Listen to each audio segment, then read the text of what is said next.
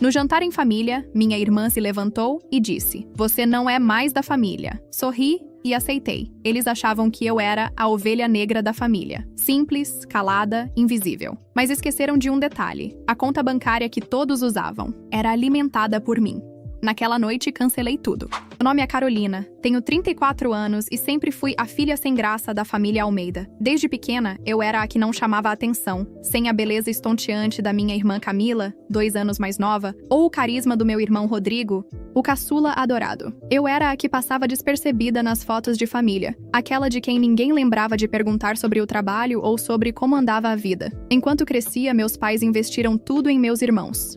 Camila ganhou tratamento ortodôntico completo, aulas de balé, viagens internacionais para aprimorar o inglês. Rodrigo teve direito à escolinha de futebol particular, curso de oratória, notebook de última geração para os estudos. Para mim, sempre sobrava o básico, ou o "depois vemos isso". Aprendi cedo que precisaria conquistar minhas coisas sozinha. Com 18 anos, entrei na faculdade pública de administração. Ninguém apareceu na minha formatura. Coincidiu com uma apresentação de dança de Camila. Naquela noite, engoli as lágrimas e prometi para mim mesma. Um dia, eles perceberiam meu valor. Não pelo que eu aparentava ser, mas pelo que eu realmente era. E assim começou minha jornada silenciosa. Enquanto Camila mudava de emprego a cada 6 meses por não se sentir realizada, e Rodrigo tentava empreender com o dinheiro dos meus pais, eu trabalhava incansavelmente. Comecei como estagiária em uma empresa de tecnologia, aceitando qualquer hora extra, qualquer projeto adicional. Dormia pouco, estudava muito, economizava cada centavo. Quando completei 25 anos, já era gerente de projetos. Aos 28, diretora de operações. Aos 30, fui convidada para a sociedade em uma startup de soluções financeiras. Nosso app de gestão patrimonial decolou, e em 2 anos, tínhamos mais de 1 milhão de usuários. Uma multinacional nos comprou. E de repente, sem alarde, sem ostentação, eu me tornei milionária. Ninguém na minha família sabia. Não por segredo, mas porque ninguém perguntava. Nas reuniões familiares, enquanto todos comentavam sobre o novo carro de Rodrigo, financiado pelos meus pais, ou as férias de Camila em Paris, também bancadas por eles, eu apenas sorria discretamente com minha roupa simples, meu carro modesto, meu apartamento funcional. Por fora, a mesma Carol de sempre. Por dentro, uma mulher que tinha conquistado mais do que todos eles juntos. Foi na pandemia que tudo começou a mudar. Meu pai perdeu o emprego na construtora onde trabalhou por 30 anos. Minha mãe, sempre dona de casa, entrou em desespero. O salão de beleza que minha irmã tentou abrir faliu em 3 meses. O restaurante onde meu irmão investiu todas as economias não resistiu ao lockdown. Numa noite de março de 2020, recebi uma ligação da minha mãe. Ela estava chorando, desesperada. "Carol, não sei o que fazer. Estamos com todas as contas atrasadas e o banco está ameaçando tomar a casa." Ela soluçava ao telefone, a voz embargada. Senti um aperto no peito. Apesar de tudo, eram minha família. "Quanto vocês precisam, mãe?" Quando ela mencionou o valor, percebi que era apenas o começo de uma longa crise. No dia seguinte, transferi o dinheiro e criei uma conta conjunta familiar. Expliquei que era uma forma de organização financeira. Para tempos difíceis, que eu colocaria um valor fixo todo mês para ajudar nas despesas básicas. "Mas como você tem esse dinheiro, filha? Você trabalha naquela empresinha de computador, não é?" perguntou minha mãe, genuinamente confusa. Engoli seco. "Tenho minhas economias, mãe. E a empresinha vai bem." Foi assim que, sem grandes explicações, tornei-me a provedora silenciosa da família Almeida. Todo mês depositava o suficiente para cobrir aluguel, contas, mercado, plano de saúde e até algumas regalias. Eles pensavam que a conta era uma espécie de fundo emergencial, criado pelo meu pai antes da crise, e que eu apenas ajudava com uma pequena parte. Ninguém questionou muito. Dinheiro entrando, problemas resolvidos. Durante os 2 anos seguintes, observei uma transformação nos gastos da minha família. O que começou como uma ajuda para necessidades básicas, logo se transformou em uma porta aberta para excessos. Camila voltou a fazer tratamentos estéticos caríssimos. Rodrigo comprou um carro novo, alegando que precisava para procurar emprego. Meus pais reformaram a cozinha inteira, porque mereciam um pouco de conforto depois de tanto sofrimento. Enquanto isso, nas reuniões familiares, continuava sendo a mesma Carol invisível. Ninguém perguntava sobre meu trabalho ou minha vida. As conversas giravam em torno das conquistas dos meus irmãos. Conquistas financiadas pelo meu dinheiro sem que eles soubessem. "Nossa, Carol, você devia investir mais em você mesma", disse Camila certa vez, olhando para minhas unhas sem esmalte. "Um tratamento de beleza faria maravilhas." Posso te indicar minha esteticista. Sorri educadamente. Estou bem assim, obrigada. É por isso que você não encontra ninguém. Homem nenhum gosta de mulher desleixada. Ela completou, como se estivesse me fazendo um favor com aquele conselho. Vi minha mãe concordando discretamente com a cabeça. Meu pai fingiu não ouvir, concentrado no celular. Rodrigo soltou uma risadinha. Você devia ouvir sua irmã, Carol. Ela só quer seu bem. Minha mãe finalmente disse, como se eu fosse uma adolescente rebelde e não uma mulher adulta de 34 anos. Respirei fundo. Cada um vive do jeito que escolheu, não é? Esse é o problema, rebateu Camila.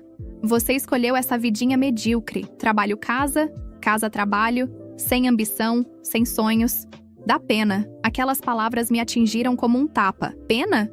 Eles sentiam pena de mim? Eu que sustentava silenciosamente toda aquela estrutura de aparências? Mas engoli a resposta, como sempre fazia. Mudei de assunto e logo fui esquecida novamente na conversa. As situações de desrespeito foram se acumulando. Em um aniversário do meu pai, todos deram presentes caros, com o dinheiro que eu depositava. Eu dei um livro que ele sempre quis, comprado com meu próprio dinheiro, fora da conta conjunta.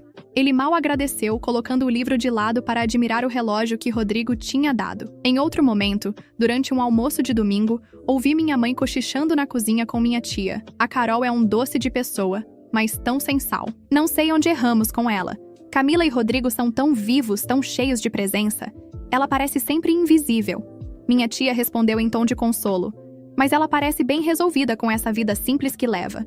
Nem todo mundo nasceu para brilhar, né? Senti meus olhos marejarem, mas respirei fundo. Aquilo não era novidade para mim. Sempre fui a filha que não brilhava, a que não merecia atenção especial. A gota d'água veio 6 meses atrás, quando percebi que os gastos na conta conjunta haviam duplicado. Ao verificar o extrato, descobri compras absurdas. Uma viagem para Cancún em nome de Camila e seu namorado. Um investimento em criptomoedas feito por Rodrigo. Móveis novos para a sala dos meus pais. Decidi que era hora de uma conversa franca. Marquei um jantar em família, algo raro, já que normalmente era ignorada quando sugeria encontros. Desta vez, para minha surpresa, todos confirmaram presença. Mal sabia eu que eles tinham outros planos para aquela noite. Escolhi um restaurante simples, mas aconchegante. Nada muito caro ou pretensioso. Apenas um lugar onde pudéssemos conversar sem distrações. Cheguei pontualmente às 20 horas. Como sempre. E como sempre, esperei por quase 1 hora até que todos chegassem. Nossa, que lugar diferente, comentou Camila ao entrar, olhando em volta com uma expressão de leve desprezo. Não tinha nada mais. Você sabe, elegante? Sorri educadamente. Achei que seria um bom lugar para conversarmos. Típico da Carol. Escolher algo assim, sussurrou Rodrigo para minha irmã, mais alto o suficiente para que eu ouvisse. Sempre na economia. Fingi não perceber a alfinetada e seguimos para a mesa. Depois de feitos os pedidos, respirei fundo e comecei a falar sobre o motivo daquele jantar. Queria conversar sobre a conta conjunta da família. Comecei calmamente. Percebi que os gastos aumentaram muito nos últimos meses e mal pude completar a frase. Meu pai me interrompeu. Ah, isso é problema meu e da sua mãe, Carol. Não se preocupe com isso. Na verdade, pai, eu me preocupo sim. Porque foi quando notei um olhar estranho trocado entre meus familiares. Um silêncio incômodo se instalou. E percebi que algo estava errado. Muito errado. Camila pigarreou e ajeitou o cabelo. Seu tique nervoso desde a adolescência. Na verdade, Carol, já que você tocou no assunto de família, nós queríamos conversar com você também. Meu coração acelerou. Será que eles tinham descoberto? Será que finalmente alguém havia investigado a origem daquele dinheiro misterioso que entrava todo mês? Minha irmã continuou, com aquele sorriso forçado que ela sempre usava quando queria parecer simpática sem realmente ser. Nós temos conversado bastante. Sobre você. Sobre mim? Perguntei, sentindo meu estômago se contrair. Sim, ela prosseguiu, lançando um olhar rápido para meus pais, que permaneciam em silêncio, olhando para seus pratos. Sentimos que você está, como posso dizer, desenquadrada. Desenquadrada? Repeti, tentando entender onde aquela conversa iria parar. Veja bem, Carol. Rodrigo interrompeu, assumindo seu tom de empresário que nunca conseguiu ser bem-sucedido. Nossa família tem uma certa imagem a zelar. Estamos todos tentando reconstruir nossas vidas após tempos difíceis. E cada um tem seu papel nisso. Olhei para ele, incrédula. E qual seria o meu papel nisso tudo? Foi quando Camila soltou a bomba. Esse é o problema, Carol. Você não tem um papel. Você é, como posso dizer, um peso morto. O silêncio que se seguiu foi ensurdecedor. Olhei para meus pais, esperando alguma defesa, alguma palavra de desaprovação pelo que acabara de ouvir. Nada. Minha mãe mantinha os olhos baixos, e meu pai fingia estar concentrado em cortar um pedaço de carne.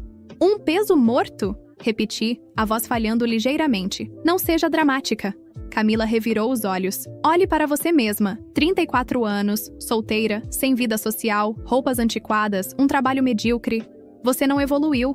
Parece que parou, no tempo enquanto todos nós seguimos em frente. Senti meu rosto queimar. Aquelas palavras doíam mais do que qualquer tapa físico. E o que isso tem a ver com a conta conjunta? Consegui perguntar, mantendo a voz o mais controlada possível. Foi quando minha irmã se levantou, apoiando as mãos na mesa e inclinando-se ligeiramente na minha direção. Seus olhos fixos nos meus, ela disse com uma frieza que nunca vou esquecer. Nós conversamos. E achamos melhor você seguir sua vida. Você não faz mais parte da família. O restaurante continuava com seu burburinho habitual, garçons passavam, talheres tilintavam contra pratos. Mas para mim, tudo havia silenciado. Era como se o tempo tivesse parado naquele momento exato. Olhei ao redor da mesa. Rodrigo mantinha um sorriso de canto, como se aprovasse cada palavra dita por Camila. Minha mãe ainda não me encarava, mas seus dedos nervosos dobravam e desdobravam o guardanapo de pano. Meu pai, sempre o patriarca, o homem forte da família, apenas suspirou e disse baixinho: "É melhor assim, filha. Você nunca realmente se encaixou." Aquelas palavras vindas dele foram a estocada final. Senti algo se quebrar dentro de mim. Não de tristeza, mas como um vidro estilhaçando. Claro, definitivo, irreparável. O mais surpreendente para mim mesma foi minha reação. Não chorei, não gritei, não implorei por explicações ou por uma chance de me defender. Apenas sorri. Um sorriso calmo, quase sereno, que pareceu desconcertá-los mais do que qualquer reação emotiva teria feito. Entendo. Respondi finalmente, dobrando meu guardanapo e colocando-o sobre a mesa. Se é assim que vocês se sentem, respeito a decisão. Camila pareceu momentaneamente confusa com minha aceitação pacífica. Talvez esperasse lágrimas, súplicas, uma cena. Rodrigo franziu o senho, desconfiado da minha reação contida. Então, você aceita? Minha mãe finalmente encontrou sua voz, parecendo genuinamente surpresa. Se é o que todos querem, quem sou eu para discordar? Respondi, ainda mantendo aquele sorriso enigmático. Afinal, vocês mesmos disseram. Nunca me encaixei realmente. Chamei o garçom, paguei minha parte da conta e me levantei. Olhei uma última vez para aqueles rostos familiares que naquele momento pareciam pertencer a completos estranhos. Tenham uma boa vida, disse simplesmente. E saí. O ar frio da noite me atingiu quando deixei o restaurante.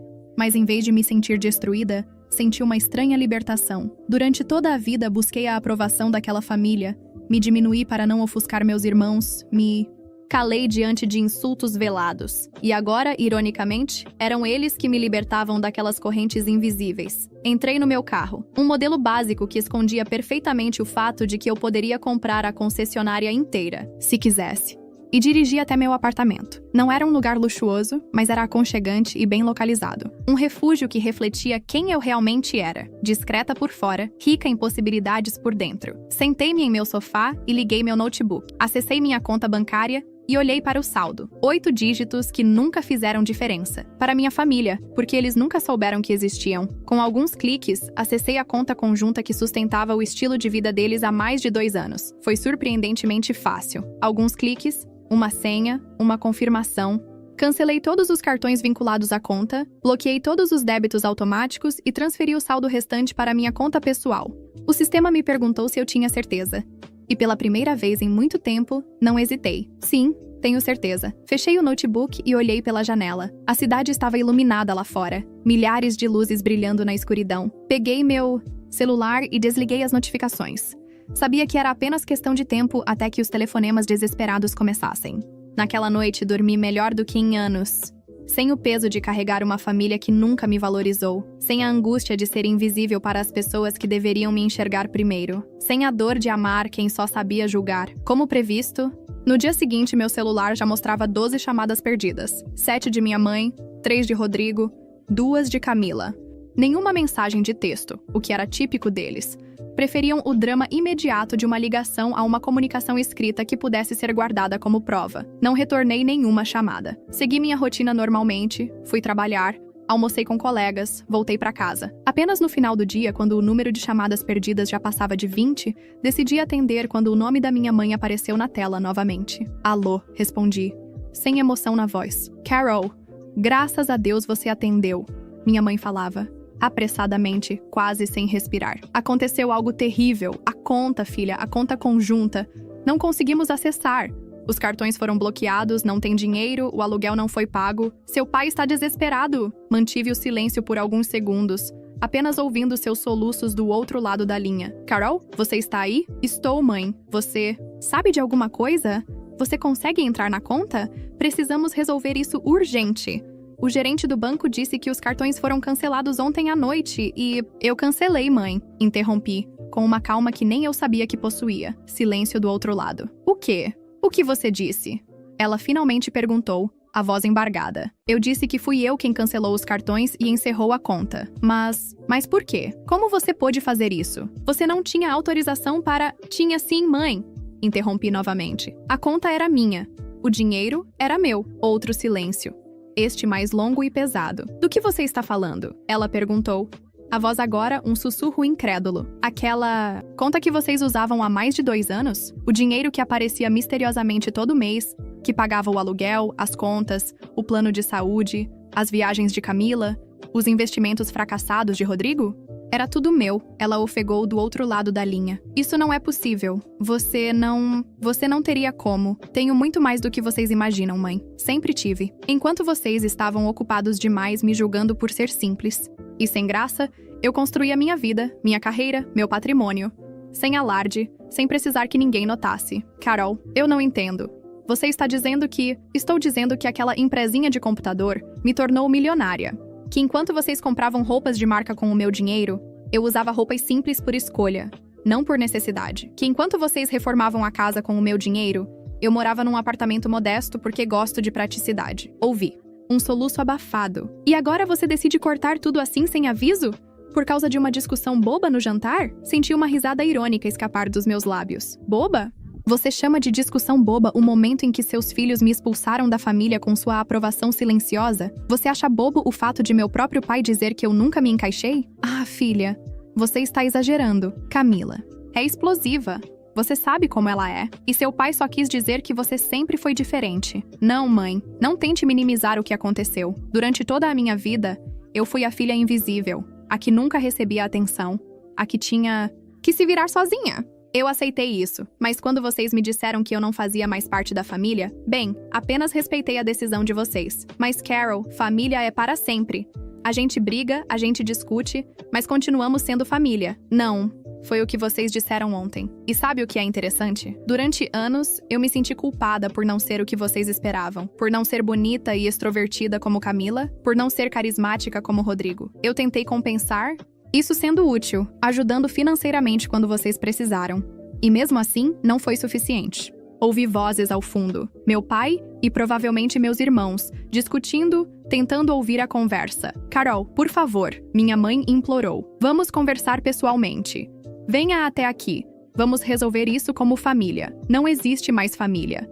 Mãe, vocês deixaram isso muito claro ontem. Mas o que vamos fazer? Como vamos pagar o aluguel? As contas? Senti um aperto no peito ao perceber que a preocupação dela não era ter me magoado, mas sim como sobreviveriam sem meu dinheiro. Façam como eu sempre fiz. Trabalhem, economizem, construam a própria vida. Eu acreditei em vocês quando disseram que não me queriam mais. Agora, acreditem em mim quando digo que não quero mais ajudar. Desliguei o telefone antes que pudesse ouvir mais súplicas. Nos dias que se seguiram, as ligações continuaram. Mensagens começaram a chegar, primeiro de minha mãe, depois de Rodrigo, finalmente até de Camila. Todas com o mesmo tom desesperado, todas evitando assumir responsabilidade pelo que havia acontecido. Filha, por favor, reconsidere. Seu pai está passando mal de preocupação. Carol, vamos conversar como adultos. Aquilo foi um mal-entendido. Mana, desculpa se fui dura com você. Você sabe que te amo, né? Não respondi a nenhuma delas. Não por vingança, mas porque finalmente havia entendido. Aquele amor era condicional. Eles me queriam de volta não pela pessoa que eu era, mas pelo dinheiro que eu representava. Uma semana depois, recebi uma visita inesperada no escritório. Rodrigo apareceu, visivelmente desconfortável por estar ali, olhando em volta como se estivesse pisando em território desconhecido.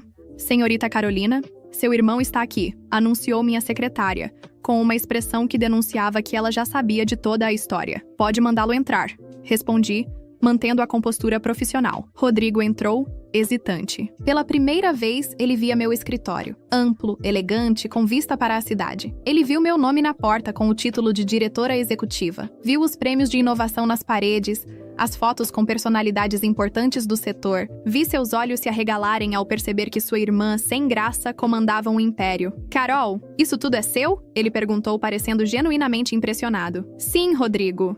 Isso tudo é meu.